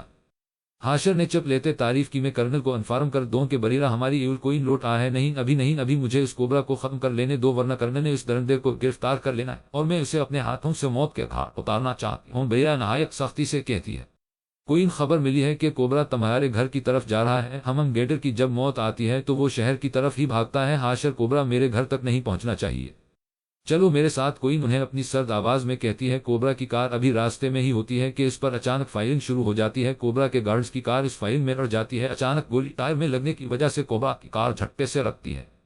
ہاشر اسے گھسیٹ کر کار سے باہر نکالتے ہوئے کوئن کے قدموں میں پھینک دیتا ہے تم تو مر گئی تھی، ڈیول نے مار دیا تھا تمہیں، پھر تم زندہ کیسے ہو؟ کوبرا اپنے سامنے کوئن کو دیکھتے ہوئے کہتا ہے تمہیں کیا لگتا ہے کہ تم یا تمہارا پالتو کتا کوئن کو مار سکتا ہے؟ کوئن سوالیہ نظروں سے کوبرا کو دیکھتے ہوئے کہتی ہے کوبرا لاکھ برا سہی لیکن حد درجہ بزدل بھی تھا۔ اسلحے اپنی موت اپنے سامنے دیکھ کر بھاگنے کی کوشش کرنے لگا، لیکن کوئی نے اسے ایک بھی موقع دے بغیر ایک فائر اس کی ٹانگ پر کیا گولی لگتے ہی کوبرا لڑکھڑا کر نیچے گرا۔ اس نے اب کی بار جوابی حملہ کرنے کی کوشش کی، لیکن کوئن کی گن سے ایک اور گولی لی جو کوبرا کی شارک کو چیرتے ہوئے گزر گئی اور اس کا بے جان وجود لڑکھڑا کر پیچھے موجود کھائی میں جا گرا۔ خسکم جہاں پا کوبرا کو نیچے گرتے دیکھ بریرہ نفرت سے کہتی ہے اور وہ تینوں باقی کا کام پورا کرنے کے لیے نکل پڑتے ہیں۔ السلام علیکم سلطان شاہ ہاؤس میں داخل ہوتے ہی صفدر صاحب اور واجد صاحب سلام کرتے ہیں۔ وعلیکم سلام یار آئیں، آپ سبھی کا انتظار ہو رہا تھا۔ سلطان شاہ ان دونوں کے گلے لگتے ہوئے کہتے ہیں۔ بریرہ کے جانے کے بعد ناصری بڑھ کر خاموش ہو کیا رہ گئے؟ ڈاکٹرز کا کہنا کہ ناصری ابھی تک یہ شوق برداشت نہیں کر پائی۔ اصل اس کی یہ حالت ہے، ناصری کو اس کیفیت سے باہر لانے کے لیے اس کا ماحول خوشگوار کرنے کی ضرورت ہے، ورنہ ناصری کی مینٹل ہیلتھ پر بہت برا اثر پڑ سکتا ہے۔ اس سب کی وجہ سے آج سب لوگ شاہ ہاؤس اکٹھا ہوئے تھے۔ واجد صاحب اور حنین صاحبہ کو بھی ناصری بریرہ کی طرح ہی عزیز تھی۔ سب لوگ بیٹھ کر پرانی باتیں کرتے ہیں، اس کے بعد کھانا کھانے چلے جاتے ہیں۔ ابھی ان دونوں نے آدھا سفر ہی طے کیا ہوتا ہے کہ زینب کا فون رنگ کرتا ہے۔ زینب کال سنتی ہے، اس کے بعد اس کے چہرے پر 12 بج جاتے ہیں۔ کیا ہوا؟ کرنل نے بلایا ہے۔ زینب نے لب بھینچے، انہیں پتہ چل گیا ہے، پیشی ہے۔ زینب بریرہ کے ساتھ اب کرنل کے آفس کا رخ کرتی ہے، جبکہ حاشر کوبرا کے اڈوں کو سیل کر رہا تھا اور وہاں سے بہت سے بچوں کو بازیاب کروا چکا تھا، ساتھ میں جو مزید سے وہاں سے ملا اس پہ اس کے رکتے کھڑے ہو گئے۔ شرم آنی چاہیے، تم لوگوں کو اتنی بڑی بات مجھ سے چھپائی۔ کرنل کو انتہا کا غصہ تھا اور وہ دونوں معصومیت سے سر جھکائے لہڑی تھیں۔ کچھ پوچھا ہے میں نے؟ انہوں نے بریرہ کو گھورا۔ سر آپ کیا پوچھ رہے ہیں؟ بریرہ نے منہ بناتے ہوئے کہا۔ میجر بریرہ زیادہ معصوم بننے کی کوشش نہ کرو، تم زندہ تھی، یہ بات مجھ سے کیوں چھپائی؟ اور یہ 2 نمونے دوسرا کدھر ہے؟ کہتے ہوئے ان کا دھیان حاشر کی غیر حاضری پا گیا۔ سر وہ آنے والا ہوگا، آپ یہی سے کنٹینیو کریں۔ بریرہ کی زبان میں کھجلی ہوئی۔ مجھے سمجھ نہیں آتا تم تینوں ایسا کیوں کرتے ہو؟ اب کوبرا کا کام بھی یقیناً تم لوگوں نے کر دیا ہوگا۔ سر بریرہ نے سوچنے کی ایکٹنگ کرتے ہوئے کہا، جس طرح کا تم تینوں کا رویہ ہے نہ دل کرتا ہے کورٹ مارشل کر دوں تم تینوں کا، لیکن میں آئی کم۔ کرنل کی بات ابھی ادھوری تھی کہ حاشر کی انٹری ہوئی۔ لو جی، کیا کارنامہ سر انجام دے کر آئے ہو؟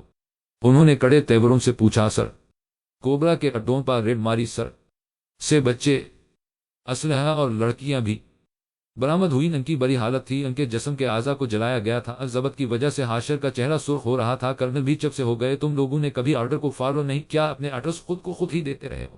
جب تک میں اس کی رپورٹ آگے فارورڈ نہیں کر دیتا تم تینوں کو سسپینڈ کر رہا ہوں۔ Thank you sir. حاشر کی زبان پا کھجلی ہوئی، جبکہ سسپینڈ کی بات پا تینوں کو ہی تب چڑھی تھی۔ کیا مطلب اس بات کا؟ کرنل کے کان کھڑے ہوئے۔ سر ویسے بھی اس کیس نے بہت تھکا دیا تھا، اب تھوڑا ریسٹ کرنا چاہے، اس لیے آپ نے سسپینڈ کر کے مسئلہ حل کر دیا۔ گھر میں ماں ویٹ کر رہی ہے کہ بیٹا جلدی گھر پہنچے اور اس کا ولیمہ کر سکے۔ والد محترم بھی ان کی نہیں سنتے، جا کر اپنا چہرہ دیکھا ہوگا تو ماں کو سکون ملے گا۔ حاشر نے ساری پلنگ کرنل کو بتا، جبکہ زینب اور بریرہ اس کی پلنگ سن کر اپنی ہنسی کنٹرول کر رہی تھیں۔ اور آپ بھی بتا دیں، کرنل نے بریرہ سے پوچھا۔ سر گھر جاؤ گی؟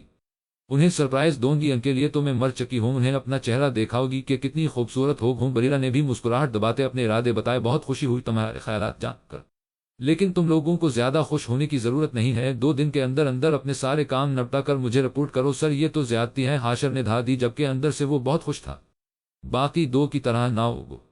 کرنل نے فائل کھول لی اور ان کو نظر انداز کر دیا۔ پلیز کچھ تو سوچیں سر، میری ماں کے بارے میں ہی سوچ لیں۔ حاشر نے مزید ایکٹنگ کی۔ اب اگر ایک لفظ بھی کہا تو کورٹ مارشل کر دوں گا تم تینوں کا۔ آخر کرنل نے غصے سے کہا تو وہ تینوں سر جھکائے باہر نکلے۔ باہر نکلتے ہی تینوں ہاتھ پا ہاتھ مار کر ہنسے۔ وہ کرنل کو باتوں سے گھمانا اچھے سے جانتے تھے۔ چلو 1 ماہ کے سسپینڈ سے تو بچے۔ زینب سے شکر ادا کیا، اور نہیں تو کیا، جب دیکھو کورٹ مارشل کرتے رہتے ہیں، جیسے جیسے جیب میں رکھ کر گھوم رہے ہوں، اور وقت پڑتے ہی ہمارے منہ پا مارے گئے۔ حاشر ہنستے ہوئے منہ بناتے ہوئے کہتا ہے، اچھا چلو اب یہاں سے ایسا نہ ہو تمہارے پاپا ہماری باتیں سن لیں اور سچ میں ہمارا کورٹ مارشل کر دیں۔ بریرہ حاشر سے کہتی ہے، اور وہ تینوں وہاں سے نکل پڑتے ہیں۔ گھر میں سب لوگ باتوں میں مصروف ہوتے ہیں۔ نازلی سب کی باتوں کا بس ہوں میں ہی جواب دے رہی ہوتی ہے۔ اچانک سے اس کی نظر داخلی دروازے پر پڑتی ہے اور وہی ساکت ہو جاتی ہے۔ بریرہ! نازلی زور سے چلاتی ہے اور بھاگ کے جا کر بریرہ کے گلے لگ جاتی ہے۔ باقی سب بھی دروازے کی طرف ہی دیکھتے ہیں۔ بریرہ اس وقت اپنی آرمی یونیفارم میں موجود ہوتی ہے۔ بریرہ نازلی کو سائڈ پر کرتی ہوئی قدم قدم چل کر واجد صاحب اور حنین بیگم کے پاس آتی ہے اور ان کے آنسوؤں اپنے ہاتھوں سے صاف کرتے ہوئے انہیں گلے لگاتی ہے۔ اس کے بعد بریرہ سب سے ملتی ہے اور سب کو ایک ساتھ خوش دیکھ کر وہ بھی کھڑ اٹھتی ہے۔ وہ لوٹ آتی ہاں وہ آگ تھی جسے دن رات مانگا داؤں میں اپنے رب سے وہ لوٹا تھی۔ ازلان بریرہ کو دیکھتے ہی اپنے روم میں جا کر اپنے رب کا شکر ادا کرتا ہے جس نے اس کی محبت لوٹا دی تھی۔ ازلان ابھی رب کا شکر ادا کرنے میں ہی مصروف ہوتا ہے کہ اسے اپنے روم میں بریرہ کی مخصوص خوشبو محسوس ہوتی ہے۔ ازلان فوراً اٹھتا ہے اور بریرہ کو سینے سے لگا لیتا ہے، دونوں ایک دوسرے کو محسوس کر رہے ہوتے ہیں۔ تم میری ذرا یاد نہیں اس عرصے میں، جانتی ہو میں کتنا تڑپا ہوں، تمہارے لیے مجھے پتہ ہی نہیں چلا کب میری محبت اتنی شدت اختیار کر گئی کہ تمہارے بنا سانس لینا بھی مشکل لگنے لگا۔ بریرہ ازلان کے منہ سے محبت کا اظہار سن کر حق تک اسے دیکھ رہی ہوتی ہے۔ بریرہ ازلان کا چہرہ اپنے ہاتھوں کے پیالے میں بھرتے ہوئے کہتی ہے، کوئی لمحہ ایسا نہیں گزرا جس میں آپ نہیں تھے، ہر پل ہر لمحہ آپ ہی تھے، میری دنیا، میری زندگی، سب کچھ، میری قسمت کے ہر ایک پنے پہ، میرے جیتے جی بعد مرنے کے، میرے ہر ایک کل، ہر ایک لمحے میں تو لکھ دے میرا اسے۔ سارے گلے شکوے زبان پا ہی دم توڑ گئے تھے، محبت جو ہو گئی تھی ہر کہانی میں، سارے قصوں میں، دل کی دنیا کے سچے رشتوں میں تو لکھ دے میرا اسے۔ دونوں ایک دوسرے کے سینے سے لگے بس روئے جا رہے تھے۔ اے خدا، اے خدا، جب بنا اس کا ہی بنا۔ اتنے عرصے کی تشنگی نے دونوں کو تھکا دیا تھا، وہ ایک دوسرے کو باہوں میں لیے محسوس کر رہے تھے، ان کی محبت ان کے پاس تھی۔ ازلان بریرہ کے آنسو صاف کر کے بس اسے دیکھے جا رہا تھا۔ میرے حصے کی ہنسی کو، خوشی کو تو چاہے آدھا کر، چاہے لے لے تو میری زندگی، پر یہ مجھ سے وعدہ کر، اس کے اشکوں پا، غموں پا، دکھوں پا، اس کے ہر اشک پر حق میرا ہی رہے، ہر جگہ، ہر گھڑی، ہاں عمر بھر، ہر وقت ہو یہی وہ ہے، مجھ میں ہی ہو جدا کہنے کو، بچھڑے نہ پر کبھی۔ ازلان نے بریرہ کے ہاتھوں کو تھاما اور لبوں سے لگا لیا۔ اے خدا، اے خدا، جب بنا اس کا ہی بنا، تم سے دور نہیں رہ سکتا میں، اب کہیں نہیں جانے دوں گا۔ ازلان نے بریرہ کو دوبارہ اپنے سینے سے لگا لیا۔ ازلان، میں نے اپنے لیے ہمیشہ ایک مضبوط مرد چاہا تھا، بلکہ میرے بابا کی طرح، کیونکہ میں مضبوط ہوں، اپنے وطن کے لیے میں چاہتی ہوں آپ سب میرا قدم قدم پر ساتھ دیں، کیونکہ ایک فوجی کی زندگی اور موت کا کچھ پتہ نہیں ہوتا۔ بریرہ ازلان کے ہاتھ اپنے ہاتھوں میں لیے کہتی ہے، میری جان، میں ہر پل ہر قدم پر تمہارے ساتھ ہوں، مجھے فخر ہے تم پر، بس تمہیں کھونے سے ڈرتا ہوں۔ ازلان بریرہ کی آنکھوں میں دیکھتے ہوئے کہتا ہے، چلو اب نیچے چلتے ہیں، باقی سب بھی ویٹ کر رہے ہوں گے۔ بریرہ کہتے ہی ازلان کا ہاتھ پکڑ کر اسے نیچے لے جاتی ہے۔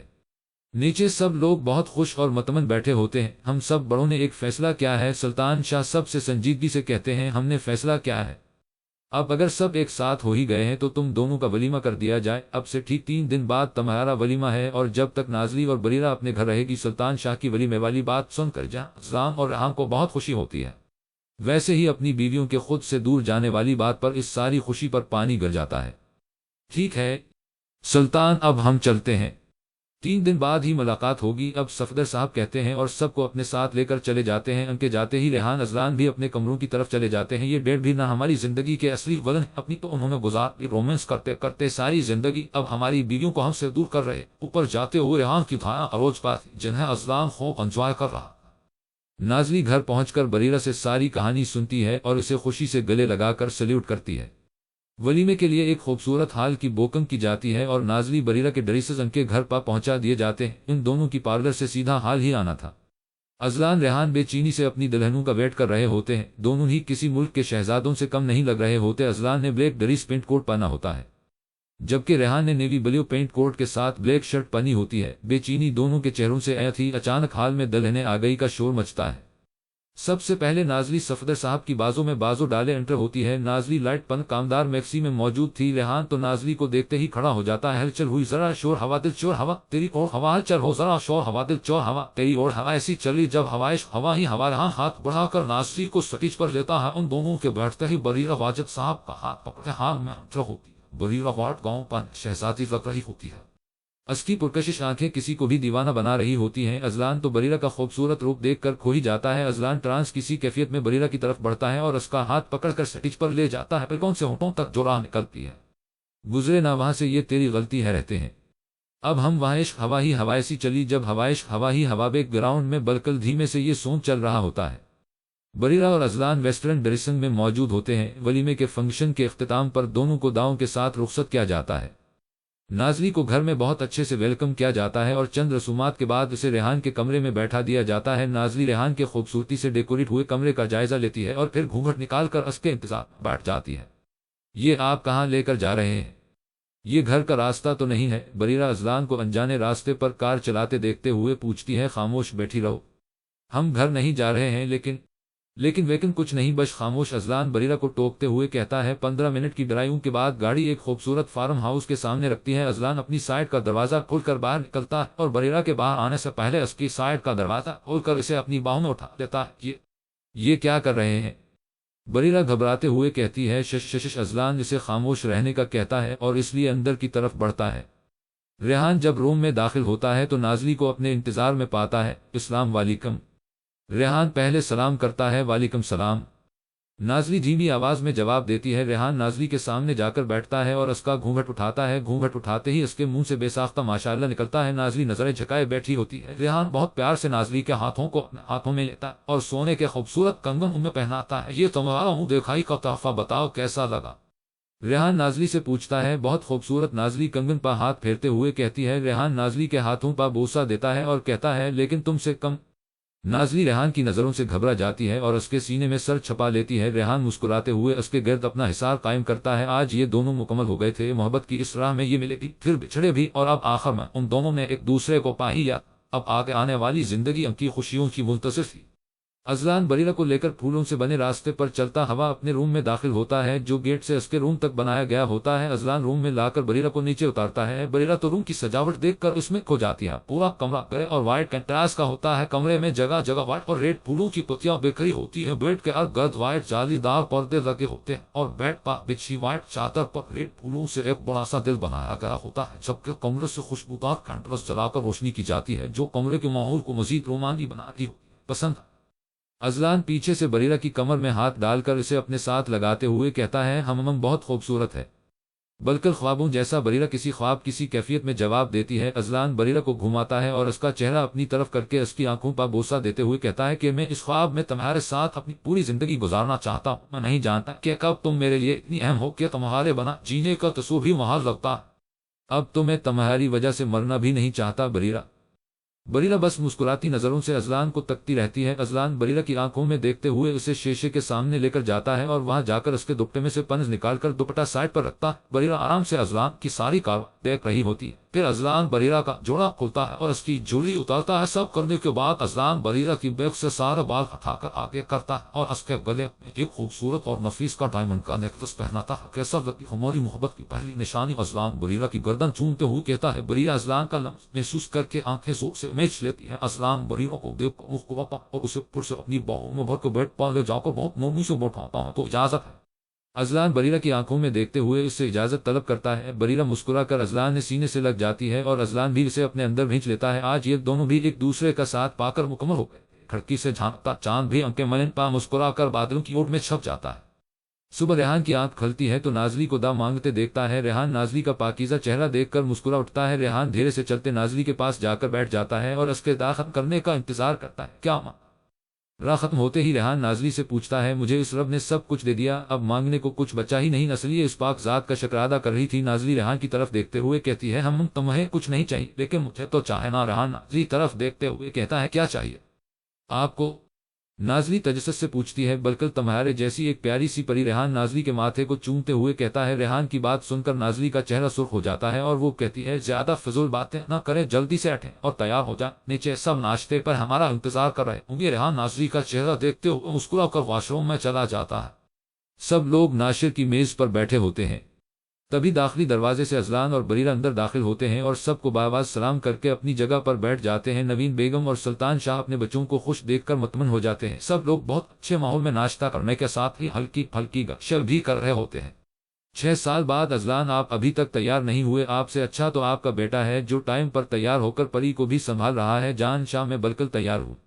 ہاں یہ بات الگ ہے کہ آپ کو اپنے بچوں کی تیاری کے آگے میری تیاری کچھ پسند نہیں ہے۔ اذلان گھڑی پہنتے ہوئے بریرہ سے کہتا ہے۔ اچھا ٹھیک ہے، آپ ریڈی ہیں تو پھر شنایا کو پکڑے، میں ابھی آتی ہوں۔ بریرہ 3 سالہ شنایا کو اذلان کے حوالے کرتے ہوئے کہتی ہے۔ بریرہ اور اذلان کو اللہ نے اپنی رحمت اور نعمت دونوں سے نوازا تھا۔ کا ایک بیٹا 5 سالہ برہان شاہ ہے جو کا اپنے باپ کی طرح سنجیدہ مزاج ہے، لیکن اس کی آنکھیں بالکل بریرہ کی آنکھوں کے جیسی ہیں، سیاہ چمکتی ہوئی، جبکہ 3 سالہ شنایا نے آ کر ان کی فیملی مکمل کر دی تھی۔ شنایا نے نیل نقوش تو بریرہ سے چرائے تھے لیکن اس کی شہد رنگ آنکھیں بالکل اذلان جیسی تھی۔